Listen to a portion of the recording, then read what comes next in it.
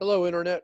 I'm going to now create a Cleric 4x6 note card for a white box using the same scores I'm doing for all these characters I'm creating 10, 17, 6, 12, 12, 15.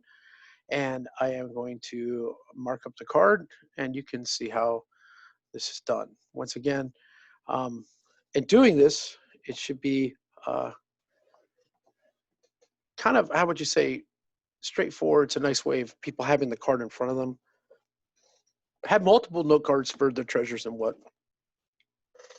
So starting off, it is a cleric. So you want to put the majority, and I say this one, or the biggest score that you have in your, I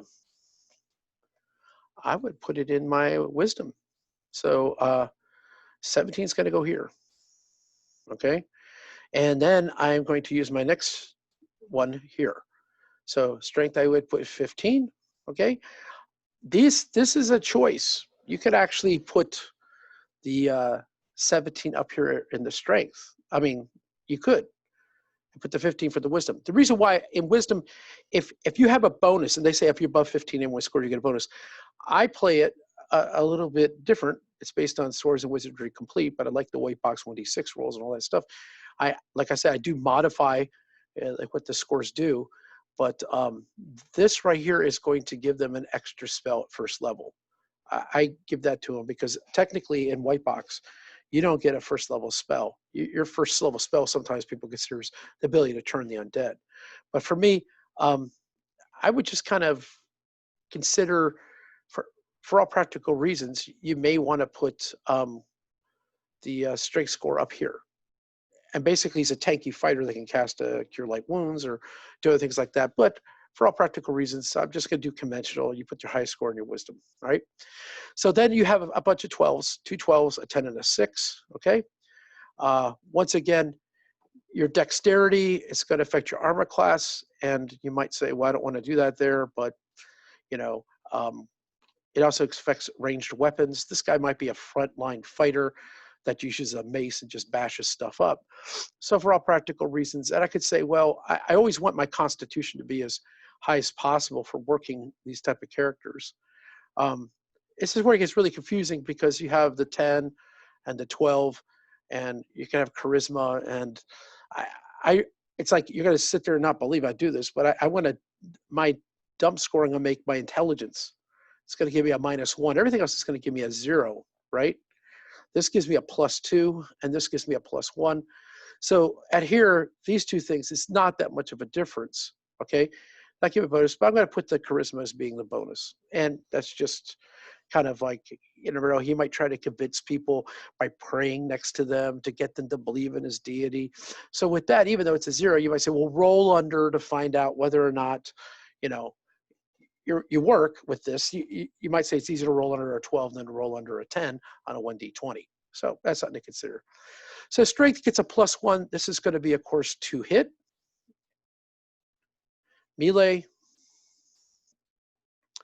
And, too many E's, but you got the point. Melee, right?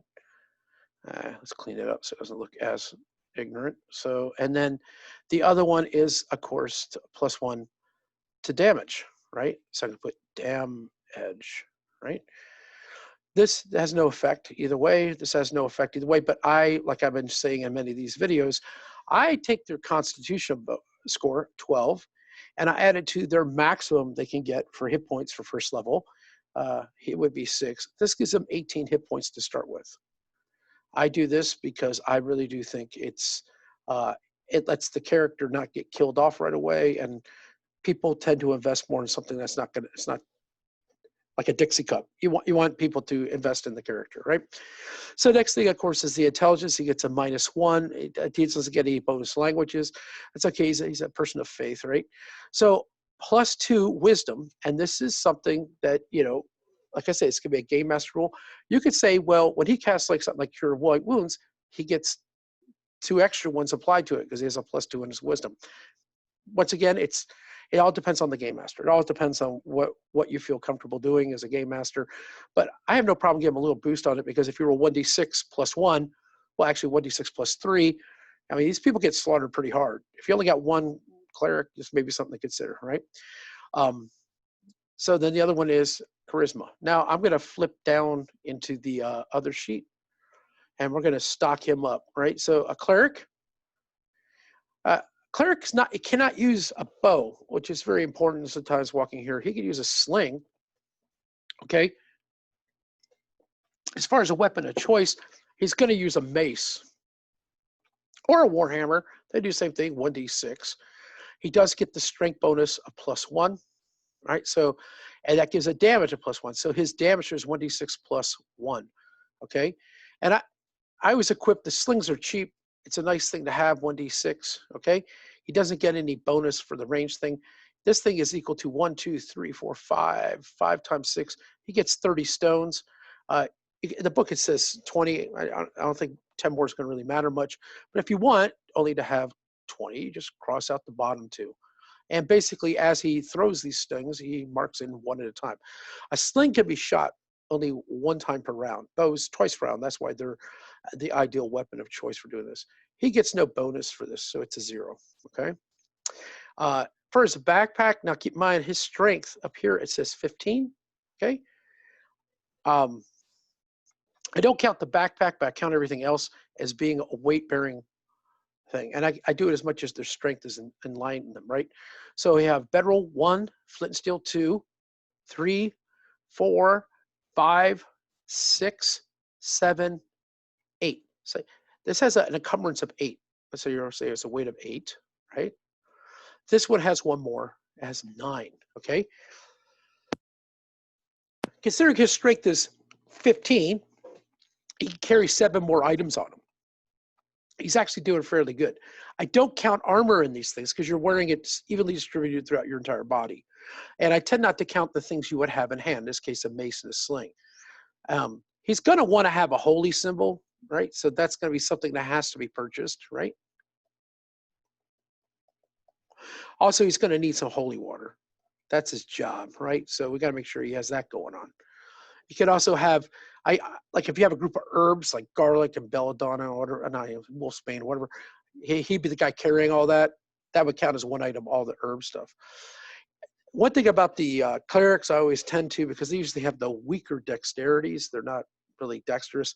I try to get them as beefy as I can with the armor. And since they're just using a mace and a sling, they don't need the bow, which actually are a double-handed sword. So if they can get up to plate mail, glory be, right? If they go to plate mail and a shield, even better, right? So unarmored's 10, +6 +1. That gives them an AC of 17. That's amazing. And if you get the helmet, like I said with this guy, helmet in this game for me is that you get to avoid 1 critical hit. Critical hit in the game is maximum damage, right? Some people roll twice for damage and all that stuff. I just say it's just maximum damage. So if you get hit and you're like, oh my God, I got 3 hit points left, I just got criticalized, you can make the DM roll by saying, I'm giving up my helmet. So the helmet gets damaged, it's gone forever. So once more, you come up here and the AC is going to be for this guy, the big old 17, because he has plate mail and a shield and he's got a mace. He's going to town, right? As far as saving throws are considered, I got to actually look in the book for this because I keep messing this one up. The fighter has a low one. I think it's the lowest one, the fighter and the thief, which is 14, okay? And when it comes to the saving throw for the cleric, it's 15, which I think that's strange, but either way, it doesn't matter, okay? He also does this thing is that his saving throw, and you can put it in here if you want, he does get a bonus to his saving throws when it comes to 2 things. I just passed it, and I can't remember off the top of my head because that's how that works. But anyways, it is, you get a +2 against poison and paralysis. You could write it here in the wisdom part here if you want to have it on the front of the sheet so you don't forget it, okay? So +2 against poison and paralysis for saving throws, right? So having it in the front of the sheet is really kind of important. So this is what's usually up. You flip over.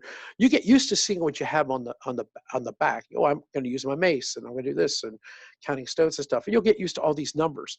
The reason why the card's set up this way is the most important numbers that you're going to be used in play is your armor class, hit points, and your saving throw. And of course, you'll figure out your current hit points as the game goes on.